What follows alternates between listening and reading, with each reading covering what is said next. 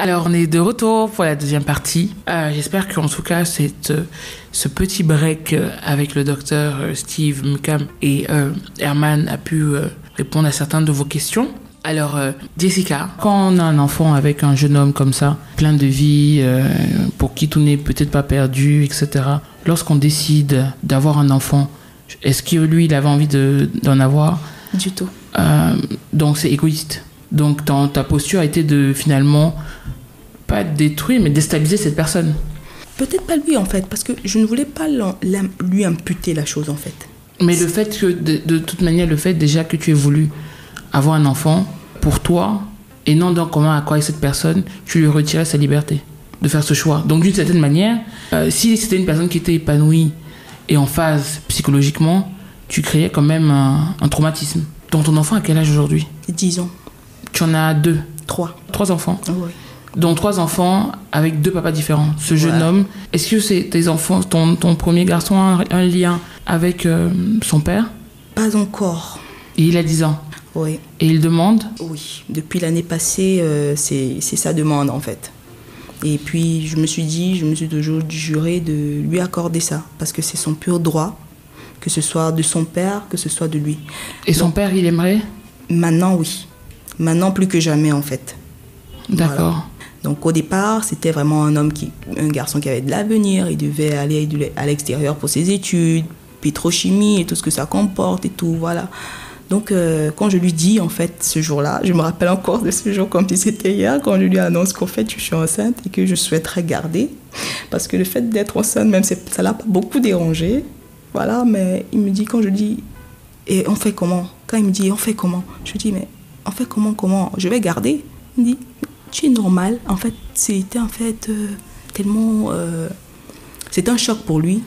Et j'ai compris directement la frustration, en fait. C'est que ce jour-là, j'ai même pas eu la force. Il m'a même pas proposé d'entrer, comme à l'habitude. C'était devant le portail, tu vois un peu. Et tout, la conversation était très courte. C'est genre, je suis enceinte, je veux garder et tout. Pourquoi ? Comment ça va ? Ma famille et tout ça, là, j'ai tellement de projets, je dois voyager et tout ça, là. Comment tu penses qu'on va s'en sortir et tout ? Je dis, bon... Tu sais quoi, je sais très bien que tu as tes projets, d'accord ? Et que ça ne correspond pas exactement à ce que je viens de te dire là, d'accord ? Donc, ce que je te propose, c'est que tout simplement, moi, je vais m'occuper de ça et toi, tu continues ton projet, en fait. Comment tu as élevé ton enfant seul jusqu'à quel âge ? À partir de quel moment tu rencontres le père de tes enfants ? Lui, je le connaissais déjà depuis. Le père de tes enfants, de tes 2 enfants ? Oui. On causait beaucoup, mais on n'était pas en relation, voilà. À partir de quel moment vous rentrez en relation ? Ton enfant, à quel âge le premier ? Le premier, il a 3 ans. Il a 3 ans.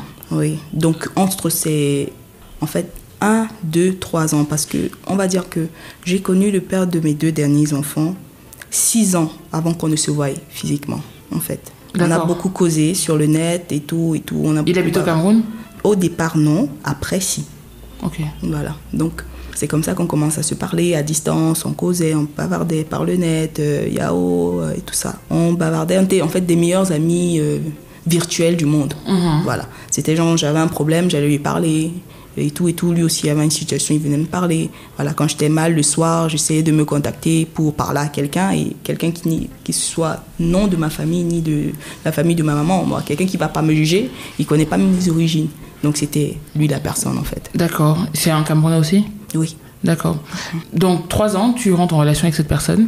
C'est le moment où il arrive au Cameroun que vous rentrez en relation ? Non. Quand il arrive au Cameroun, il était en couple. D'accord. Même déjà à l'extérieur, il était en couple avec quelqu'un d'autre. Donc pour moi, en fait, au départ, on n'était pas parti pour se mettre en relation. Sincèrement, c'était vraiment un ami virtuel. D'accord. Et c'est toi qui élevais ton fils entre-temps ? Oh oui, moi, avec ma maman. Parce que j'étais repartie avec ma maman et tout, voilà. Ma grand-mère aussi, pendant un moment, on a eu beaucoup de problèmes où elle m'a confisqué l'enfant et tout ça, voilà. Quand je suis partie faire mes études, elle est restée avec l'enfant.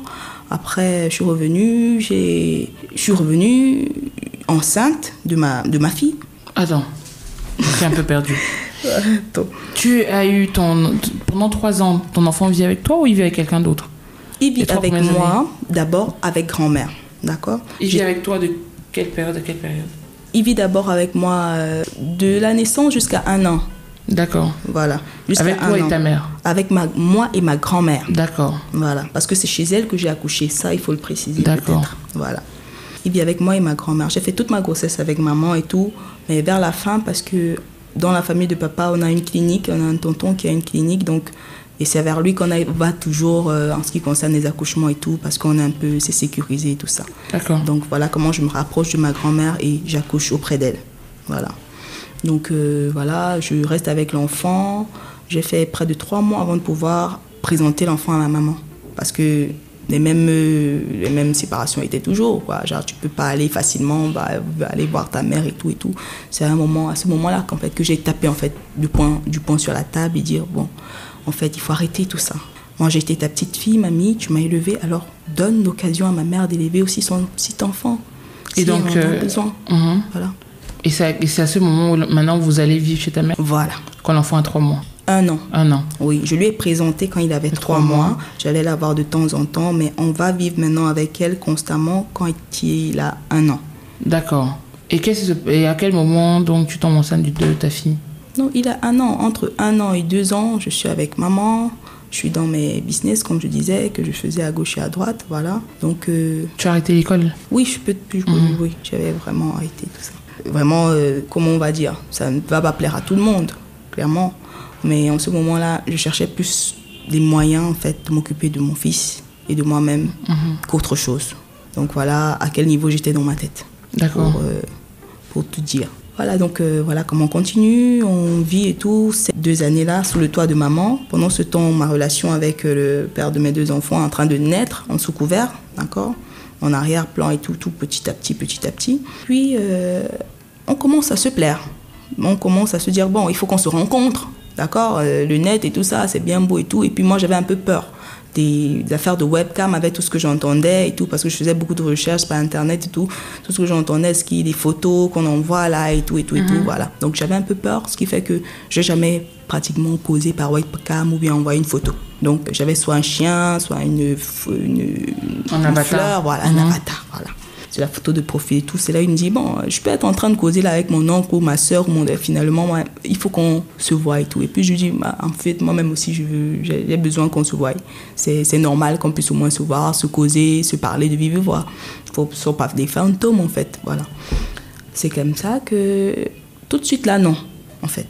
Tout de suite là, c'était pas évident.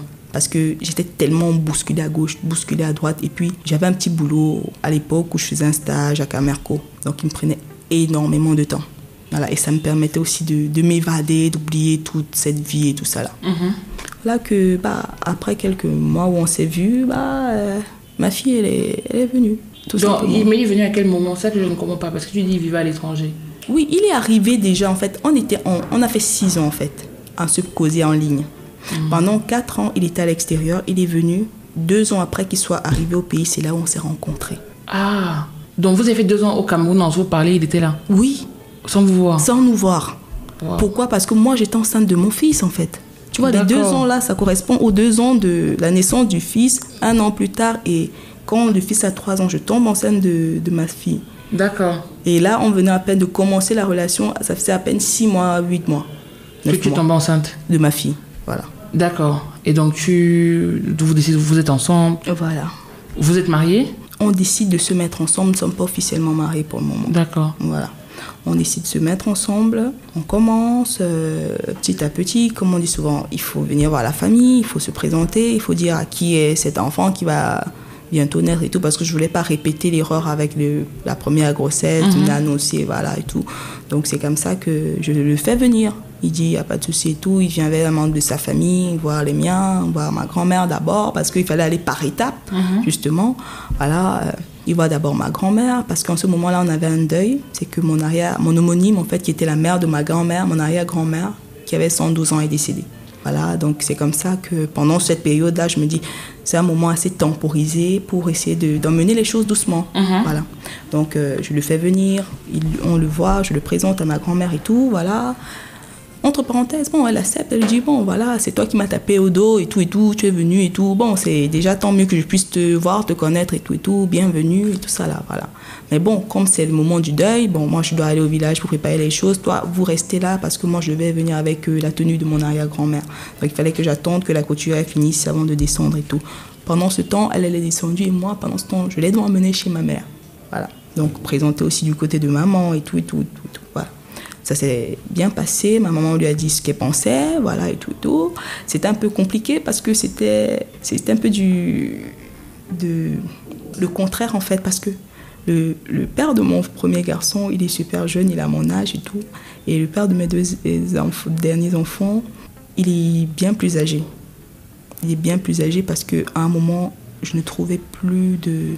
J'avais tellement de choses dans la tête et je vivais tellement différemment des jeunes de mon âge que je ne trouvais plus en fait d'attention, de relation, ou bien un sujet de conversation même avec les gens de mon âge. Vous avez combien d'âge de différence? 15 ans, voilà. Un peu plus de 15 ans même, je dirais. Voilà, parce que j'ai 28 ans et il a 49 ans. Vous avez 21 47 ans. Voilà. Vous avez 19 ans. 47 ans, donc 19 ans. 19 ans. Voilà. 19 ans d'écart. D'écart. Des fois, en psychologie, on te demanderait si tu recherchais pas une figure paternelle dans cet homme-là. Ah oui, je crois. La première chose, c'est te voilà face à l'histoire de ta mère, parallèle, un enfant, un père différent, une fille, un autre papa différent. Quel lien pour tes deux enfants par rapport à ton expérience vis-à-vis de ta sœur? Avec mes deux enfants, j'ai toujours été une maman assez... je couvre sans trop couver, en fait. Voilà, parce que moi, ce que j'ai retiré de mon éducation, de l'éducation que mes parents m'ont donnée, c'était... on était un cercle assez fermé. Il n'y avait pas beaucoup d'ouverture, en fait. C'était comme ça et rien d'autre, en fait. C'était du genre, on avait une ligne de conduite à tenir et on ne pouvait pas aller au-delà. Quand tu allais au-delà, c'est que c'était déjà le négatif. Même si c'était dans le bon sens, en fait. On ne te disait pas, tu as fait bien. C'est toujours des reproches négatifs, en fait. Genre, ici, c'est pas bon, ici, c'est pas bon, ici, c'est pas bon. Il n'y a pas un moment où quelqu'un te dit, ici, c'est bon, continue comme ça. À part ma maman, en fait. Par le côté de ma maman. Donc, ce côté trop sévère, je l'ai détourné parce que j'ai ça en moi, en fait, naturellement. Vu que c'est mon sang, ça vient du côté de mon père et tout, c'est mon sang. Je parle toujours très fort, souvent, quand je suis un peu en colère. Mais j'ai pu trouver, en fait, en moi ce côté maternel dès le départ qui dit, en fait, que avec ma fille, en fait, c'est là où j'ai redécouvert ce côté-là, en fait. Parce qu'avec le garçon, on me disait toujours, sois pas très ami, parce que c'est pas très douce et tout, parce qu'il va te dépasser. Parce que mon fils aussi était comme moi, un enfant de la jeunesse, vous savez ce que c'est. Il était vraiment bruyant, vraiment éveillé, tout ça et tout. Il me dit, non, en fait, sois pas comme ça. Sois comme ça. Non, les choses que les gens me disaient, toi, tu étais une fille, on t'a éduqué comme ça. Maintenant que tu as un garçon, tu dois être un peu plus dur envers lui pour lui montrer les règles et tout ça. Mais moi, c'est pas ce que j'ai fait. Je me suis laissée en fait guider par mon instinct interne vis-à-vis de mes enfants. C'est du genre où je leur dis ce que je pense être meilleur pour eux. Et même quand quelqu'un leur dit autre chose, je viens toujours leur corriger en fait pour leur dire non, écoutez, la vie de quelqu'un, c'est la sienne. N'écoutez pas ce que les autres veulent bien vous dire. Mais sachez que dans la vie, il y a la vérité, tout n'est pas toujours tout blanc ou tout noir. Mais il faut faire ce que tu penses être le mieux. Ce que tu peux changer, agis dès maintenant pour le faire. Et ce que tu ne peux pas changer ou influencer, accepte-le. Alors, est-ce que ton compagnon a accepté ton premier fils comme son fils? Est-ce que tes enfants, aujourd'hui, les trois vivent ensemble? Est-ce que vous avez un lien de famille qui fait que tu ne fais pas les mêmes erreurs qui t'ont accompagné quand tu étais plus jeune? En premier d'abord, oui, mes enfants ont un très très grand lien. Je fais le maximum pour qu'ils restent. Mais pour tout te dire, vu l'état de mon dernier enfant, et ce que j'ai dû faire, c'est des mi-temps par rapport à sa santé. Donc, une petite opération, et puis les massages et tout ça. J'ai pas eu le temps, ces grandes vacances, de faire rencontrer, donc, c'est-à-dire mon premier garçon et ma fille. Parce que le dernier, il a 5 ans et comme il a cette déficience de motricité, c'est pas évident de se déplacer avec. Donc, je fais venir le premier et puis on vit ensemble. Donc, ton premier enfant ne vit pas avec toi? Non, il vit pas avec moi à plein jour. Non, il vit avec ma grand-mère. Ta grand-mère qui t'a élevé à un moment. Oui. Pourquoi ce choix de ne pas faire que ton enfant vit avec toi, sa mère? Ce n'est pas un choix, c'est une décision qu'on m'a forcée. En fait, c'est quelque chose que je... C'est l'une des choses, en fait, je suis encore aujourd'hui en train de défaire les liens, en fait. C'est ce que je veux, en fait, expliquer dans ce podcast à la jeunesse, en fait. C'est à ça que je viens, en fait. C'est que, qu'importe la façon avec laquelle vous êtes, on vous a éduqué, qu'importe la façon avec laquelle les autres vous voient, il faut garder, en fait, à tête d'atteindre ses propres objectifs, ses objectifs de vie, en fait. Atteindre ce que tu ressens plus profond de toi, en fait. Pas juste les, les artifices que les autres te montrent, mais plutôt ce que tu ressens profond de toi pour ne pas faire les erreurs qui t'ont poussé à commettre peut-être toi des erreurs. Est-ce que tu comprends un peu ce que je veux dire? Non, pas vraiment. J'aimerais comprendre et surtout je veux comprendre parce que tout à l'heure tu disais j'ai ramassé dans la marmite, j'ai voulu goûter dans la marmite des grains de riz pour voir si le riz était cuit. Ma grand-mère, elle a cassé son plat sur moi et je me suis dit que j'ai des parents, donc je vais aller les chercher. Et donc je m'interroge sur comment donc toi tu laisses ton fils dans une maison que tu as connue où tu es souvent parti plusieurs fois pour être bien, et comment malgré ça ce que tu viens de dire, tu te sens en paix ou tu trouves la paix? En fait, je suis dans le processus de le récupérer, voilà. Parce que depuis l'année passée, il me demande en fait. Il leur dit clairement qu'il veut sa maman. Il leur dit clairement qu'il ne veut plus vivre là, en fait. Pourquoi? Parce qu'il vit la même chose que moi. Ça veut dire j'achète un vélo, l'enfant ne l'utilise pas parce qu'il n'a pas le droit d'aller hors du portail. Voilà. Donc le vélo se gâte à l'intérieur à cause du froid et tout ce que vous pouvez imaginer et tout. Donc ce n'est qu'un exemple pour vous montrer à quel point ce qui m'est arrivé est en train de se répéter vis-à-vis de lui. Quelque part, je me dis, comme on dit souvent, à un moment dans la vie et dans certaines familles, il y a des choses qu'on appelle souvent qui sont un peu comme des graines du mal en fait. C'est le cycle, on parle de cycle voilà, souvent. Il faut une génération qui casse le cycle. Qui casse le cycle. Sinon ça continue. Voilà. J'ai été celle-là qui a cassé beaucoup de cycles dans ma famille et je ne veux pas aller brutalement, contrairement à ce qu'ils ont fait avec moi. Je vais aller progressivement pour leur faire comprendre que ce n'est pas quelqu'un, parce qu'ils ont toujours l'impression quand tu fais quelque chose que c'est quelqu'un qui t'a demandé de le faire. Donc genre tu as été étudié parce qu'eux ils manipulent. Parce que c'est ça en fait. C'est quelque chose pour en avoir une autre. Si tu ne fais pas ça, tu n'as pas ça. D'accord? Donc, il a déjà fallu pour que je puisse avoir mon autonomie et me désigner en tant que femme, que je sorte de là. Que je sorte de là pour ne plus aller chez une amie, une copine, mais pour faire ma vie à moi, avec mes règles à moi. D'accord? Devenir une femme à part entière et une mère à part entière. As-tu réussi? Voilà, c'est ça que j'ai fait en fait. Et pour le faire, il a fallu que je fasse un sacrifice. Le sacrifice de laisser d'abord mon fils. Parce que je ne pouvais pas nous prendre nous deux et m'en occuper nous deux dignement en fait. Vu la situation dans laquelle j'étais, vu que je n'avais pas de travail régulier, un stage, ce n'est pas un travail à plein temps qui te rapporte de plus d'argent, ce qu'il faut en fait pour pouvoir s'en occuper. D'accord? C'est comme ça, quand je pars de la maison, en fait, je laisse d'abord mon fils. Je lui dis, tu sais, et je parle beaucoup à mes enfants, qu'importe l'âge qu'ils ont. Je leur parle tellement souvent que je me demande si je les traumatise pas souvent en fait. Mais en fait, je me rends compte qu'ils comprennent au-delà même de ce que j'exprime. Parce que voilà ce que je lui dis en partant en fait à mon fils, c'est que chéri Coco, je t'aime. Tu es mon premier. C'est toi qui m'as fait comprendre en fait un certain nombre de choses. Donc reste là d'abord. Parce qu'au moins ici, je sais que tu n'auras jamais faim. Ici, je sais que tu n'auras pas besoin de... Comment on dit? Tu n'auras aucun besoin financier ni matériel. Tout ce qui te manquera, ce sera moi. Ça, c'est la base. Ça, c'est ce que je sais. Toi et son père aussi. Voilà. Donc, ce sera le côté sentimental qui te manquera et rien d'autre.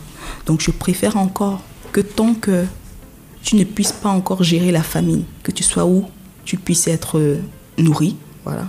Et que lorsque tu pourras justement supporter les moments difficiles, que tu viennes pour être comblé d'affection, que tu me reviennes pour être comblé d'affection. D'accord. Un enfant a besoin d'affection, mais certainement pas que. Ta fille a quel âge? Ma fille a 8 ans en mai, oui. Est-ce qu'elle est morte de faim? Non. Ça veut dire que tu pouvais aussi avoir ton fils ces 8 dernières années, oui, sans qu'il meure de faim. Moi, je m'interroge encore sur un autre point, c'est que ton père était violent vis-à-vis de ta mère en ayant été élevé par ta grand-mère.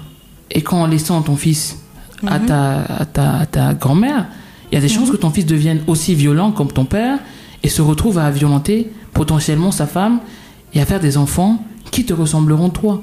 Donc moi, je me questionne, si tu as réussi à élever ta fille qui a 8 ans en lui donnant à manger, qu'est-ce qui explique que durant ces 8 dernières années, tu n'aies pas pu nourrir ton fils aussi? Tout simplement parce que déjà à la base, mon père a reconnu mon fils en tant que son enfant. Ça, c'est un truc que je n'ai pas pu dire au départ, mais qui est d'abord ça. Voilà. Il a reconnu donc mon fils a mon nom comme mère et a le nom de mon père comme père. Donc ça fait que déjà, il m'a dit, je prends la responsabilité de cet enfant.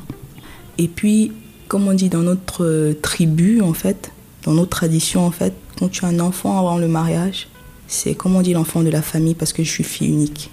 Donc, la chose a été un peu, comme on peut dire, comme je dis toujours, les choses sont souvent physiques, mais elles sont aussi beaucoup spirituelles. J'étais la fille unique, j'étais dans la maison de la famille. Pour que je parte, il faut que je laisse quelqu'un à cette place-là. Sinon, je serais tout le temps, je n'aurais pas de tranquillité en fait. Je serais tout le temps harcelée à la limite. Au téléphone ou spirituellement? Les deux. Qu'est-ce qui te fait dire qu'il y a un volet spirituel? Ce qui me fait dire qu'il y a un volet spirituel là-dedans, c'est que, en fait, tout est souvent lié en fait. Dans cette histoire, en fait, tout est souvent lié, tout est souvent... Le cycle se répète, mais très vite encore. Mais très récurremment encore. Mais souvent, juste un geste, en fait, de ma part, fait arrêter les choses souvent d'un sens ou d'un autre. Que pense ton compagnon de ça? De cette situation? De cette situation, déjà, depuis le départ, on est parti sur la base de la vérité. Je lui ai toujours dit les choses telles qu'elles sont. Je n'ai jamais essayé d'édulcorer de quelque façon que ce soit les histoires. Donc, il est au courant de la façon avec laquelle j'ai eu mon fils, de la façon avec laquelle mon père s'en occupe et de la façon avec laquelle il ne s'en occupe pas. Parce qu'il y a bien des moments où il a lavé les mains, mon papa. Voilà. Et à chacun de ces moments, soit mon fils est retourné avec ma mère quand elle vivait encore, soit encore, je l'ai récupéré. Je l'ai pris avec moi pendant un bon bout de temps. Mais ça fait 2 ans, en fait, que j'ai arrêté de faire ça. Parce que je me suis dit, c'est encore mieux de le prendre une fois que de lui faire des va-et-vient que moi aussi je faisais. Je m'explique. Mais que pense ton compagnon de ça? De cette situation? Pour lui, tout simplement, il aurait voulu reconnaître mon fils, d'accord? Et qu'on vive ensemble, tout simplement, comme une famille. Et qu'est-ce qui vous empêche de le faire aujourd'hui ou ces 8 dernières années? Il a demandé ma main, on ne lui a pas donné de liste. Mon père n'a jamais donné de liste, il n'a jamais accepté de donner la liste, mais ils ont pris la bouteille. Parce que tu vois un peu au niveau où sont les choses. C'est que chez nous, on dit il y a la présentation d'abord, d'accord? Il y a la présentation du prétendant. Quand tu viens, tu donnes une bouteille pour ouvrir la porte, te présenter, voilà. Et quand tu viens donner la bouteille, tu demandes la liste. Voilà. Et maintenant, la famille de la femme devrait t'appeler pour te donner la liste. Ou appeler un membre de ta famille avec lequel tu es venu pour lui donner la liste. Ou pour lui dire, voilà, la liste est déjà disponible, vous pouvez venir la chercher. D'accord? Ce qu'on n'a jamais fait.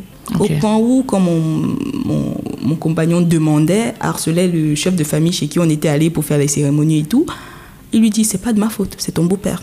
Il faut voir avec lui, il faut lui demander, parce que moi, vraiment, je suis fatiguée de lui demander, en fait. Je sais pas trop quoi faire, je sais même pas ce qu'il pense dans sa tête. Moi, je le comprends pas et je suis vraiment pas d'avis avec lui, mais s'il te plaît, fais ça. Donc, ne pense pas que c'est moi qui te refuse ta femme, hein. C'est son père. Pareil, ma tante qui est de l'autre côté aussi avec mon père, c'est pareil ce qu'elle lui a dit. Elle lui a dit, tu sais, cette histoire est compliquée, d'accord? Moi-même, je ne peux pas t'expliquer quelque chose là-dedans parce que je ne vois pas, il n'y a rien de logique en fait. Je ne vois pas pourquoi il ne donnerait pas la liste. Mais moi-même là, je ne fais que l'appeler depuis, il ne décroche même plus.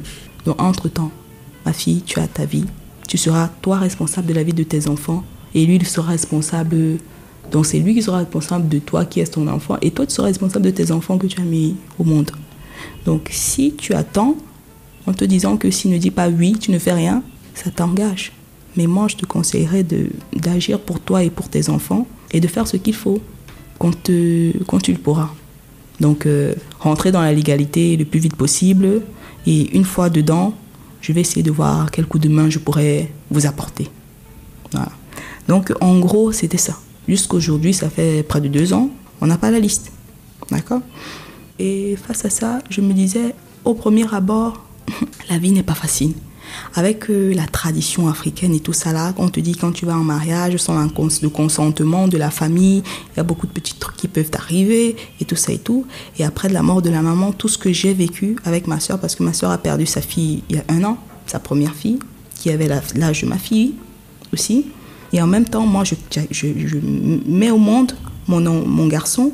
Et 1 an plus tard, on se rend compte que l'enfant ne marche pas. Il y a des problèmes de neurologie, d'accord ? Donc, ma soeur et moi, ça fait... on s'est dit, peut-être que cette affaire n'est pas simple, en fait. C'est là où les yeux, en fait, commencent à s'ouvrir.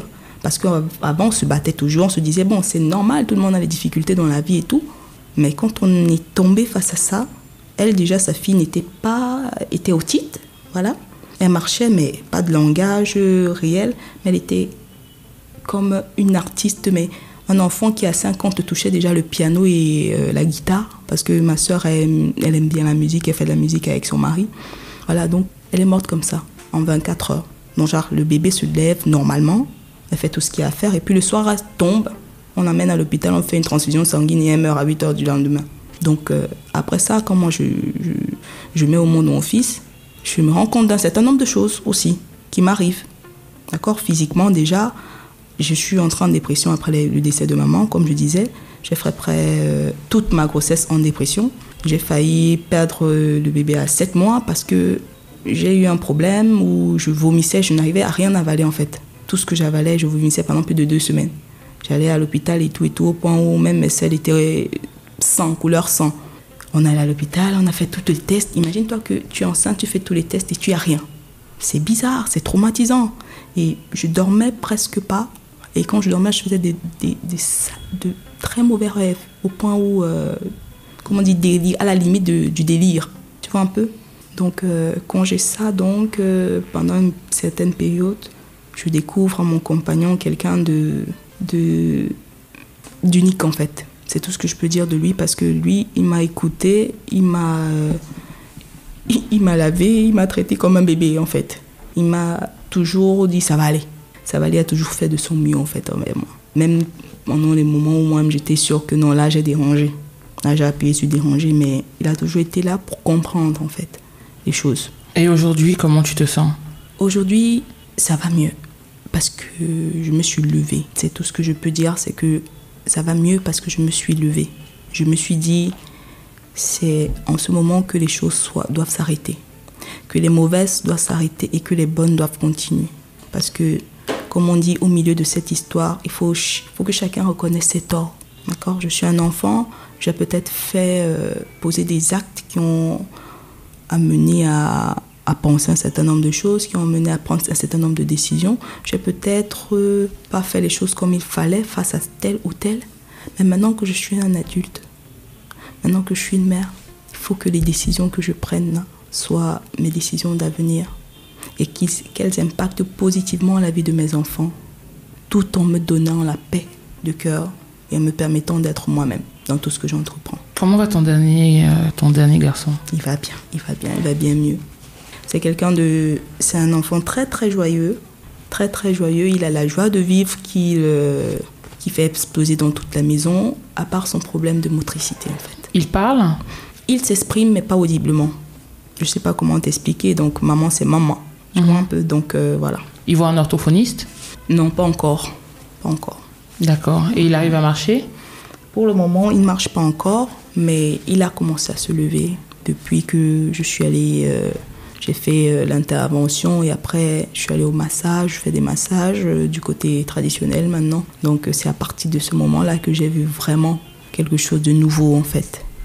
Quelque chose de nouveau s'accomplir et tout. Il va mieux. Il se lève de temps en temps. Voilà. Et scientifiquement, vous avez une explication ? Oui. Scientifiquement, juste, on dit qu'il a un problème, un retard de la motricité dû à un traumatisme à la naissance. Voilà les raisons cliniques.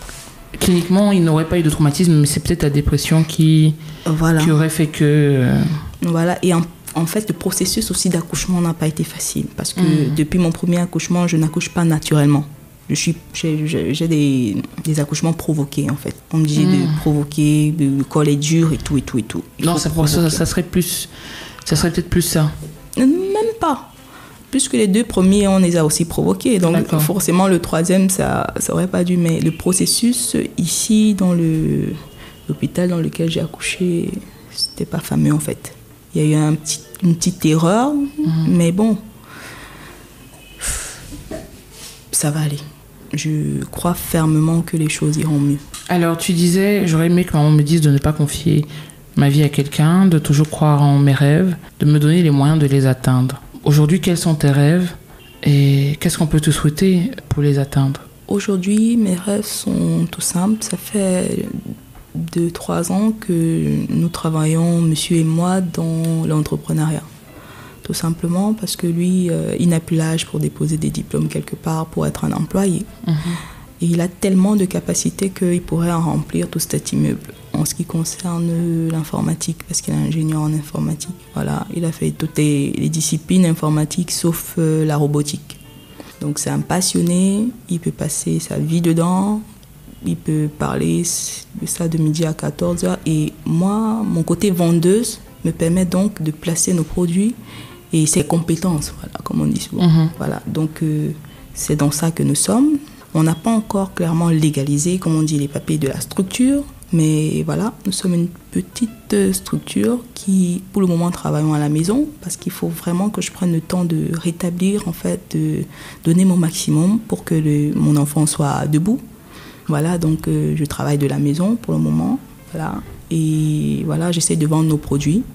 Voilà, j'ai aussi fait une formation de Google Learning pour être community manager, pour faire le community manager, la gestion de pages internet et tout. Voilà. Et j'aimerais pourquoi pas, dans les mois qui viennent, avoir un diplôme certifié là-dessus, d'accord, pour pouvoir aisément me lever et parler publiquement de ce qui c'est que le numérique et le digital. Voilà, parce que j'ai pris beaucoup de temps pour apprendre personnellement là-dessus. Et c'est ça qui nous donne notre petit pain quotidien aujourd'hui. Voilà. Donc, en plus de son côté infographiste et tout, donc tous des business qu'on peut avoir dans le domaine informatique ou infographique ou encore du numérique, on les récupère. Et puis, c'est de ça qu'on vit actuellement. D'accord. Donc, mon projet, c'est de certifier mon entreprise et de pouvoir me faire une petite place. Tu disais que j'aurais aussi aimé que maman me dise de rester ferme dans mes convictions, de toujours tenir fort et de ne jamais mettre une totale confiance entre les êtres humains. Aujourd'hui, est-ce que tu es ferme dans tes convictions? Est-ce que tu te tiens droite? Et est-ce que tu mets moins ou plus confiance en les êtres humains?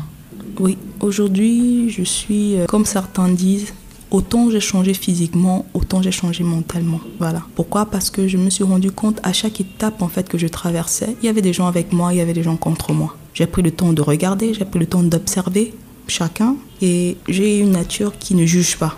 Je suis quelqu'un, je préfère te dire ce que je pense, mais je ne prends pas de jugement actif, genre c'est calé dessus, je ne change pas. Non, parce que je me dis que l'être humain ondoyant est divers et quelqu'un a le droit quand même d'accepter quelque chose et de refuser plus tard. Ça peut arriver. Donc, je ne cherche pas à faire des conclusions rapides sur les gens, sur leurs actes ou sur leurs intentions. Mais pour le moment, en fait, je préfère m'attarder à ce que je peux. Donc, porter mon attention sur ce que je peux changer, sur ce dont je peux poser la main, dans ce qui est à portée de moi, ce que je peux atteindre. Je me fixe maintenant des objectifs à court terme. Des objectifs à court terme, mais généraux. Donc, c'est-à-dire, ma priorité pour le moment, après m'occuper de ma famille complètement, c'est de me battre pour que mon enfant soit debout le plus vite possible. Et pour ça, je vois les évolutions, je me dis, vu comment ça va, d'ici décembre, je crois fort que ça ira et il sera debout. Avant ça, il faudra que, pour atteindre décembre, il faut vivre. Donc, je me battrai aussi pour faire le plus de business que je peux, vendre le plus de produits que je pourrais, voilà, pour pouvoir être indépendante financièrement. Parce que s'il y a quelque chose qui fait en sorte en Afrique on se sente toujours contraint d'accepter les propositions des autres ou de marcher selon ce que la famille veut ou les autres veulent, c'est foncièrement le problème financier. Parce que si j'étais en ce moment-là, s'il y a de cela 8 ans en fait, j'avais une certaine stabilité financière, je n'aurais pas laissé mon enfant à ma grand-mère. Je serais partie avec lui. J'aurais loué une petite chambre ou une petite maison quelque part. D'accord? Et jusqu'à aujourd'hui, c'est ce que je compte faire. Si les choses ne vont pas bon train ou s'il y a un problème. Parce que je me suis donné jusqu'en 2022 pour être dans ma maison avec mes 3 enfants. Entrée 2022 ou fin 2022? Fin 2022. Parce que je me laisse jusqu'à fin 2021, donc à la fin de cette année, pour que mon fils marche. Maintenant, l'année prochaine, c'est celle où il faudra que je récupère mon grand garçon. Parce qu'il faut qu'il soit à côté de moi. Il me veut, moi aussi je le veux. Mais je ne veux pas, en fait, le rythme de vie qu'il a déjà eu jusqu'à maintenant, le prendre comme ça, ce serait un peu cassé. Certes, il veut, c'est ce qu'il veut, de tout son cœur. Mais je me dis, le faire brutalement, ce serait aussi un choc pour ma grand-mère, un choc pour tout le monde et tout. Donc je vais le faire de manière le plus naturelle possible. Mais la première chose pour moi, ce serait d'abord de changer son acte de naissance. D'accord? Pour qu'il n'ait pas à se poser trop de questions dans sa vie. Voilà. Il a déjà le nom de mon papa, je pense que c'est assez. Avoir son nom en tant que nom du père encore, ce serait un peu peut-être abusé. Parce que s'il faille que demain il aille à l'extérieur pour ses études, il aura peut-être des problèmes. Voilà. Parce que je pense que c'est pas légal, c'est pas naturel, c'est pas autorisé, ça fait un peu côté inceste. D'accord? Donc mon but, c'est qu'il est au Commun 1 cette année. Il va au Commun 2 l'année en septembre là. Donc j'aimerais vraiment qu'avant qu'il ne compose son CEP, que je puisse avoir refait son acte de naissance pour que voilà, il n'ait pas de complications à cause de mon immaturité au moment où je l'ai eu. Alors, nous sommes à la fin de cet épisode qui sera donc en 2 parties. Si tu devais dire quelque chose à ta mère, qu'est-ce que tu dirais? Si tu devais dire quelque chose à ta grand-mère, qu'est-ce que tu lui dirais? Si tu devais dire quelque chose à ta sœur, et en 4e position, si tu devais dire quelque chose à tes enfants, qu'est-ce que tu leur dirais? D'abord à ma maman, je lui dirais merci. Merci du plus profond de mon cœur. Je lui dirais que je ne vais jamais cesser de l'aimer. Et je lui dirais qu'elle sache que ses expériences et sa vie n'ont pas été vaines. Ça a servi à quelque chose. Ça a servi à faire de nous ce que nous sommes. Ma grande sœur s'est mariée l'année passée, en décembre passé. Ça a été un point culminant pour moi, un moment très décisif pour moi dans toutes les décisions que j'ai pu prendre depuis jusqu'à maintenant. Pourquoi? Parce que quand ma maman est décédée, la famille de ma mère nous a dit que ma maman a dit qu'elle nous laissait elle nous donnait 5 ans avec en fait nous et nos conjoints. Donc genre on n'allait pas atteindre 5 ans ensemble. Je sais pas comment, mais elle s'est mariée. Ça, en décembre dernier, en décembre 2020, du 18 au 19 décembre. C'était magnifique. Et puis, je n'ai pas été à son mariage comme une sœur. J'ai été à son mariage comme une maman parce que je voulais que tout soit parfait. Alors, au lieu d'être en nickel, en bling-bling et tout, dans toutes les cérémonies, j'ai préféré être à la cuisine pour me rassurer que tout soit vraiment parfait. Parce que c'était ça, notre maman. Notre maman, c'était servir les gens, être... Elle pouvait être bizarre, mais elle aimait que tout soit parfait, en fait, dans ces cérémonies. Donc, c'est ce que j'ai fait avec elle. Et le retour, en fait, c'était que la famille de ma mère, une partie d'elle me demandait pardon. Pardon de quoi? Je ne sais pas trop. Peut-être pour leur absence auprès de nous pendant toutes ces années et tout. Certains me demandaient pardon. Certains me demandaient pourquoi je suis restée un peu dans mon coin. Voilà. Mais bon, ça m'a permis de me rapprocher d'eux. Ça m'a permis de m'asseoir et de fixer mes règles. Ça m'a permis de me dire que, en fait, c'est maintenant qu'on commence. Parce que ceux qui ne savent pas, en fait, tous qui ont raconté cette histoire vraiment très bizarre, c'est qu'avant d'aller à l'hôpital, 2 semaines avant, ma maman nous a fait asseoir, ma soeur, moi et nos conjoints, un peu comme si elle nous disait au revoir quelque part. Voilà. Elle a dit à nos deux hommes, vous savez, vous êtes avec mes filles. Et elles sont des jeunes filles, donc ça veut dire qu'elles ont eu des aventures. Mais vous êtes les seules avec lesquelles elles ont fait autant de temps. D'accord? Donc je pense que ce sera avec vous qu'elles vont continuer, vu ce qu'elles m'ont dit, toutes les deux. Mais alors chacun, tout ce que je vous demande, c'est de leur permettre d'avoir les moyens, d'accord? D'avoir toujours quelque chose à faire. Tu te souviens quand je t'ai dit, à la maison avec maman, on avait toujours quelque chose à faire. On ne restait jamais sans un petit business en cours. Voilà. Donc ça, c'est ce qu'elle leur a demandé, en fait. C'est que dans toute votre vie, cherchez toujours à ce que mes filles aient quelque chose à faire. Parce que quand elles ont quelque chose à faire, elles savent se battre d'elles-mêmes et elles pourront aisément vous permettre de tenir les deux bouts, quoi, et vous en sortir. Parce qu'une femme épanouie, c'est d'abord une femme qui a une stabilité financière et qui a une stabilité mentale et physique. Donc, et à tes enfants? À mes enfants. À ta grand-mère aussi, on oublie ta grand-mère là, et tes j'ai enfants. fini avec ma mère déjà. Je lui dis merci, tout simplement. Je lui dis qu'elle repose en paix et qu'elle sache que nous nous souviendrons éternellement d'elle. À mamie, mamie, je t'aime. Je t'ai toujours aimée et je te prends comme tu es. Parce que j'ai compris que les gens ne changent pas dans la vie. On ne change pas comme ça. On s'adapte ou on s'améliore. Voilà. Et je reconnais aujourd'hui que tu t'es beaucoup adaptée face à mes enfants parce que j'ai été la première à déclencher les révolutions dans la famille et mes enfants ont suivi. Et tu t'es tellement bien adaptée. Tu m'as montré que au-dedans de cette femme de fer, tu as un cœur et tu aimes malgré tout. Alors que Dieu te bénisse et qu'il te donne une longue vie pour pouvoir profiter et récolter aussi de tout ce que tu as semé. Parce que oui, tu as pris soin de nous du mieux que tu pouvais. Voilà. Sauf que l'être humain n'a pas que besoin de pain pour vivre, mais aussi d'amour, d'attention, d'affection. Voilà, c'est la seule chose qui m'a manqué à ta présence. Mais pour le reste, je suis comblée. J'ai été comblée. Voilà. Pour mes enfants, je vous aime en mourir. C'est vous qui faites de moi ce que je suis.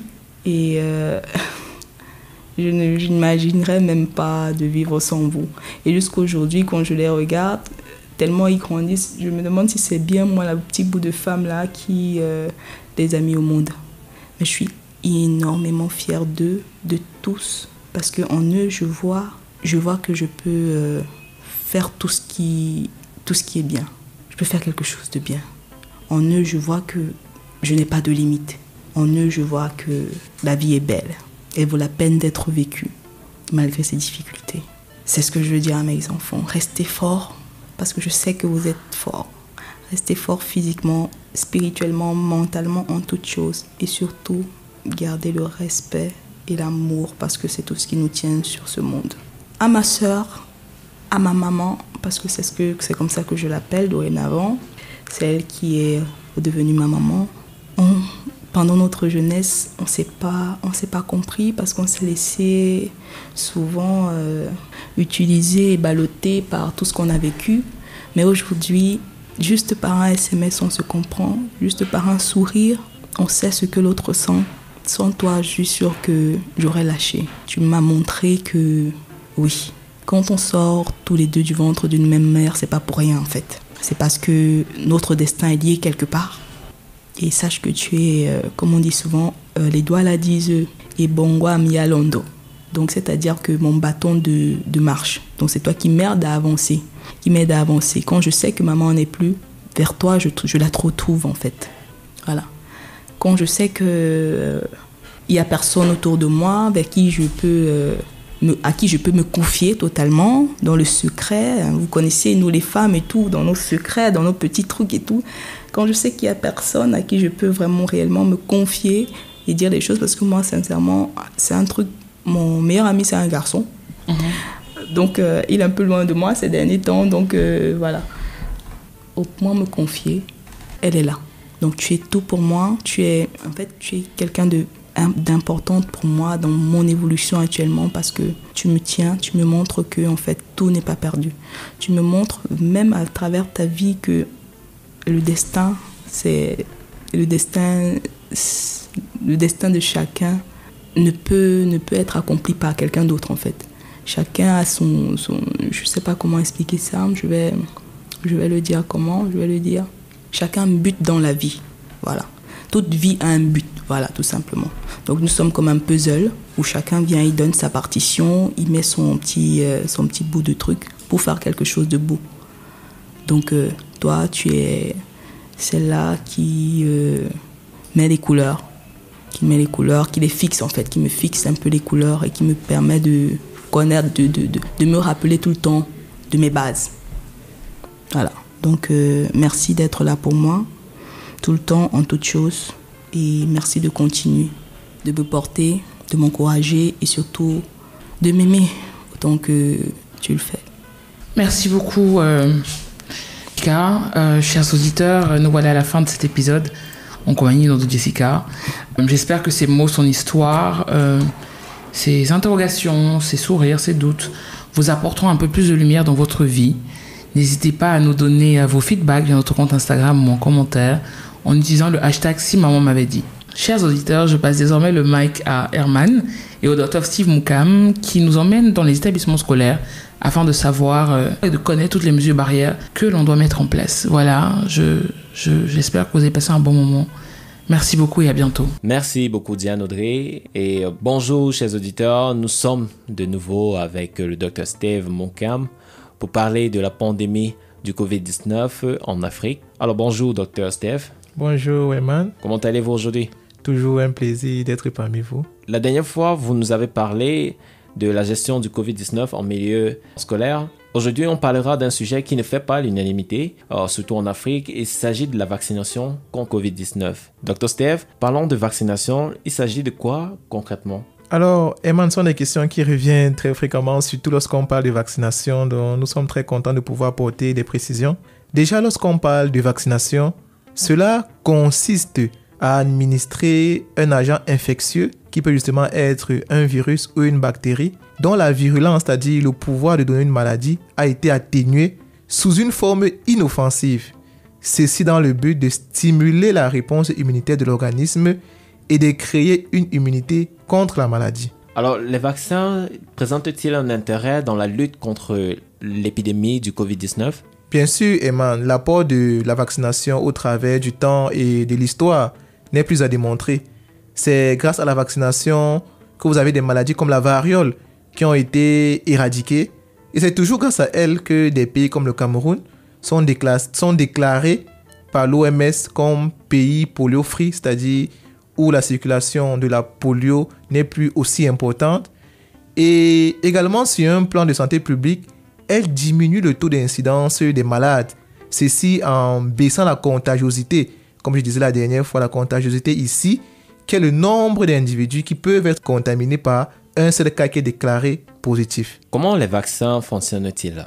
Pour ce qui est du mode de fonctionnement des vaccins, ils contiennent des éléments qui sont affaiblis, comme je disais tantôt, affaiblis ou inactifs d'un organisme particulier. C'est cela qu'on appelle communément des antigènes, qui vont déclencher une réponse immunitaire de notre organisme. Cette version affaiblie ne causera pas de maladie chez la personne qui reçoit le vaccin, mais en revanche, qu'est-ce qu'elle va faire? Elle va plutôt inciter son système immunitaire à réagir comme il l'aurait fait lors de sa première réaction au véritable agent pathogène. Certains vaccins nécessitent l'administration de plusieurs doses, parfois des semaines ou à des mois d'intervalle.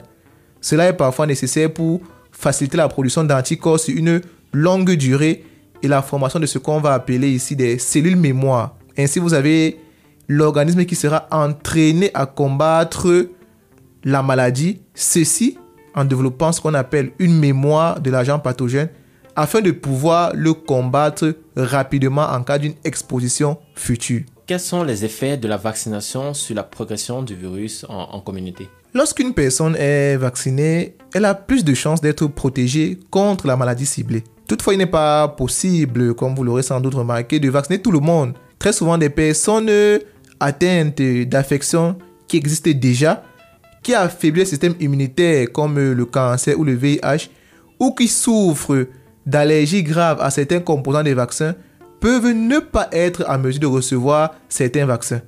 Vous voyez donc que ces personnes peuvent néanmoins être protégées si nous, qui les entourons, sommes vaccinés à notre tour. Vous convenez avec moi que lorsqu'un grand nombre de personnes au sein d'une communauté sont vaccinées, l'agent pathogène du Covid-19 circule difficilement car la plupart des personnes que le virus rencontre sont immunisées. Ainsi, plus le nombre de personnes vaccinées est élevé, moins il est probable que les personnes qui ne peuvent être protégées par les vaccins soient exposées aux agents dangereux. C'est donc ce qu'on appelle vulgairement l'immunité collective. Et aussi, il faut comprendre que aucun vaccin ne confère à lui seul une protection totale. Il faut qu'on vous le dise. Et l'immunité collective ne confère pas également une protection totale à ceux qui ne peuvent pas être vaccinés en toute sécurité. Ainsi, la vaccination permet non seulement de se protéger, mais aussi de protéger les membres de sa communauté qui ne peuvent pas être vaccinés. Donc, si vous le pouvez, vaccinez-vous. Mais une fois vaccinés, nous devons continuer à respecter les mesures barrières, à porter notre masque, à se laver fréquemment les mains et à garder une distanciation de sécurité avec nous et les autres. Mais docteur, une question revient plusieurs fois auprès de nos auditeurs concernant ce sujet. Pourquoi il existe autant de vaccins? En général, de nombreux vaccins candidats feront l'objet d'une évaluation avant d'être considérés comme sûrs et efficaces. Juste pour que vous compreniez, sur l'ensemble des vaccins qui sont étudiés chez les animaux, par exemple en laboratoire, environ 7 seulement sur 100 vont pouvoir être considérés comme efficaces pour passer au stade des essais cliniques. Donc, à partir du moment où on nous propose 100 vaccins, seulement 7 vont pouvoir être admis aux essais cliniques. Maintenant, sur les 7 qui sont admis aux essais cliniques, seulement un seul va aboutir à un succès. Donc, vous convenez avec moi que le fait d'avoir plusieurs vaccins différents en cours de développement augmente les chances de trouver un ou alors plusieurs vaccins qui soient efficaces et qui soient sûrs pour les populations prioritairement visées. Il existe combien de types de vaccins, docteur? Eman, nous avons énormément de vaccins qui ont été développés et qui ont bénéficié d'une autorisation de mise sur le marché. Vous avez des vaccins comme Pfizer, comme Moderna, AstraZeneca, Johnson & Johnson, les vaccins même également Sputnik, les vaccins Sinopharm et Sinovac et bien d'autres. Il y en a tellement qui sont autorisés, mais c'est ceux-là qui sont le plus retrouvés actuellement. Qui peut, dans notre contexte actuel, se faire vacciner, docteur?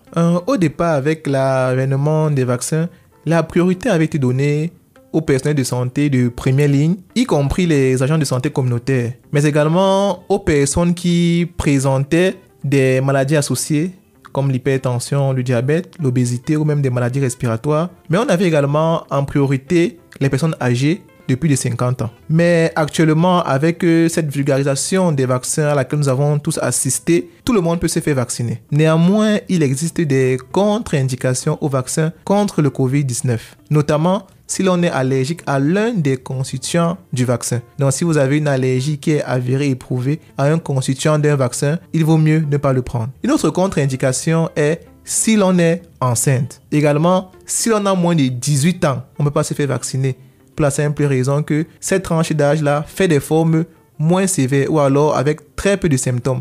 Donc ici, la priorité est évidemment donnée aux personnes beaucoup plus âgées avec des comorbidités beaucoup plus importantes. Également, une autre contre-indication, c'est si l'on présente une maladie avec une fièvre supérieure à 39, on ne doit pas se faire vacciner. Aussi, si on a été infecté par le Covid-19, il est recommandé d'attendre 6 mois avant de se faire vacciner. Pourquoi attendre 6 mois? Parce que durant ce délai-là, on remarque qu'on a encore les anticorps qui sont présents et au bout de 6 mois, ils disparaissent complètement. Et c'est là que la vaccination intervient pour essayer de booster à nouveau nos résistants immunitaires. Alors docteur, y a-t-il des effets secondaires après s'être fait vacciner? Déjà, ce qu'il faut comprendre, c'est que le bénéfice est largement supérieur aux effets secondaires. Mais effectivement, nous avons des effets secondaires qui peuvent être remarqués après une vaccination. Déjà, les effets secondaires qui reviennent très fréquemment, vous avez des patients qui peuvent se plaindre après une vaccination d'une fièvre ou alors d'un fébricule, c'est-à-dire une élévation légère de la température. Ils peuvent également se plaindre des courbatures, des douleurs au niveau des articulations, mais principalement, ils se plaignent de douleurs au niveau du site de l'injection. Donc voilà là quelques effets secondaires qui peuvent survenir après avoir reçu une injection de vaccination contre le Covid-19. Merci beaucoup, Dr. Steve, pour toutes ces précisions. Et comme d'habitude, nous vous remercions une fois de plus d'avoir accepté notre invitation. C'est moi, Eman, qui vous remercie de toujours me solliciter pour pouvoir parler et sensibiliser sur les questions relatives au Covid-19.